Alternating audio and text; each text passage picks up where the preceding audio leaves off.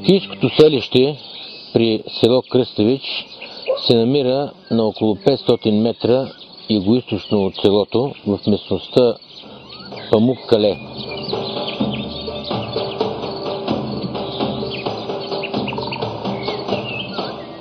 То е разположено на ниска тераса с югозападно изложение. В близост минава малка река, която не пресъхва през нито един от годишните сезони. Селището най-общо заема площ от около 10 декара. Насякъде на повърхността, в резултат на сондажни проучвания, се откриват камъни от зидове, фрагментирана керамика.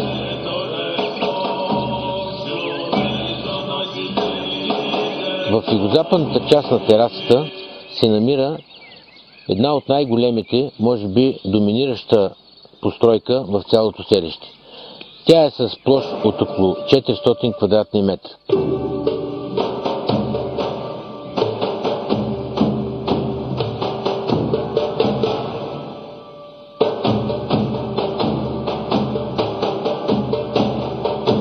Тази постройка до момента ние сме разкрили 3 успоредни едно на друго помещение и едно малко П-образно помещение в североизточната част. От общо разкритите до сега части от сградата сме открили различен по състав и предназначение движими паметници на културата или подвижен археологически материал. Безспорно най-голям интерес от досега откритото е колективното съкровище, състоящо се от 19 сребърни монети с нисък, среден и висок номинал.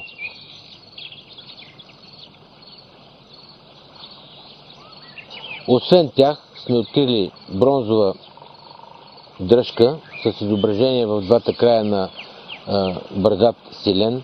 Открили сме една змийска глава, глинена змийска глава с култово предназначение, която е хранително домашното огнище. Един разлат глинен съд с интересна врязана украса по периферията. Един много интересен, загадъчен за сега предмет от кръгъл камък, чиято повърхност има изобразени розети и спирала. За сега това, което мога да кажа на този етап от проучване, че този предмет събира в едно двете най-основни култа на древните траки, а именно култа към Слънцето, розетите и безсмъртието на душата, а именно спиралата.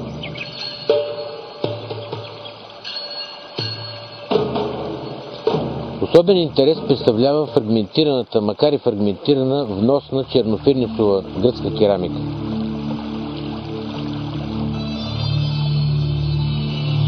Освен нея има и много голямо количество амфори, фрагментирани амфори, характерни за средата на 5 век преди Христа.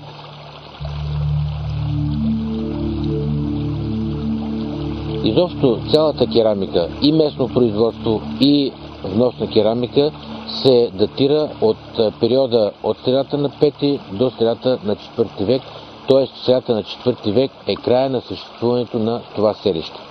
Понеже казах края на съществуването на селището, за сега хронологията или хронологическия обхват можем да го обвържем с нумизматичната находка, от която най-ранната монета е от 520-510 година преди Христа с висок номинал статери и най-късната находка е от 350-340 година преди Христа, именно която се свързва с македонското завоевание на Тракия.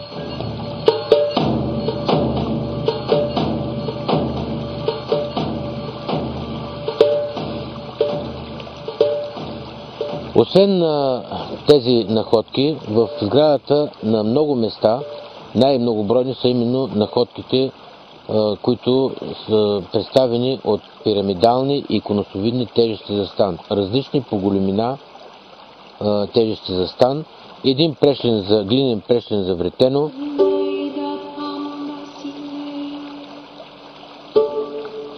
От металните предмети много голям интерес представляват отпадъците или бронзовия шлак и шлак от желязо. Очевидно тук се е намирало едно от огнищата или местото, където се е приготвила тази продукция.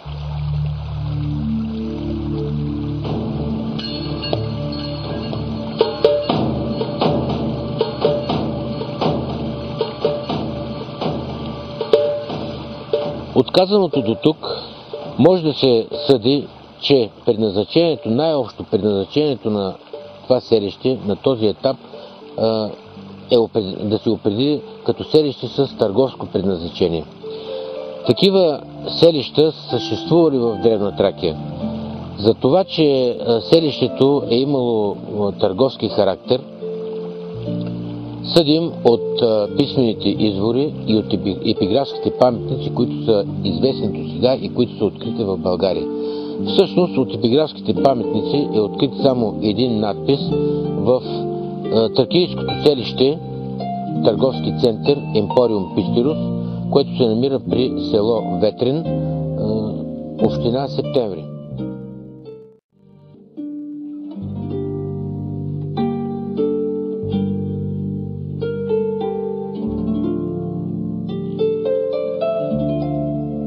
От древногръцки историк Тукидид научаваме, че създаването на емпории от гърците е процес, който започва още от края на 8 и 7 век преди Христа. Такива емпории са известни в Мала Азия, Сицилия, Македония.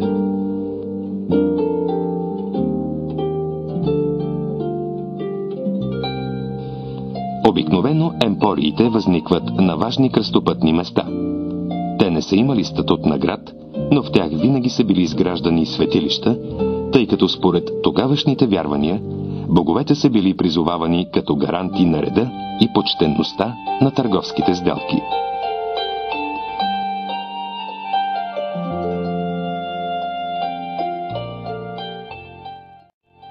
Новооткритото тракийско селище при село Кръстевич отговаря на изискванията за емпорион.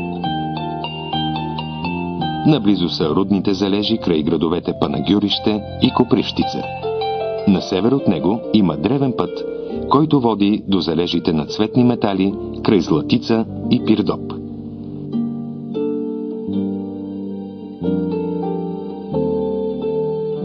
Тракийското селище при село Кръстевич се намира на около 50 км от Емпорион Пистирус при село Ветрен, град Септември, и на толкова от тракийското селище при село Васил Левски, Карловско.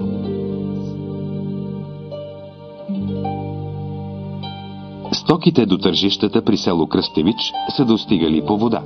Река Марица в древността е била плавателна и по суша, през големия западен, през Родопски път, който през долината на река Места е достигал до най-значимите елински търговски центрове.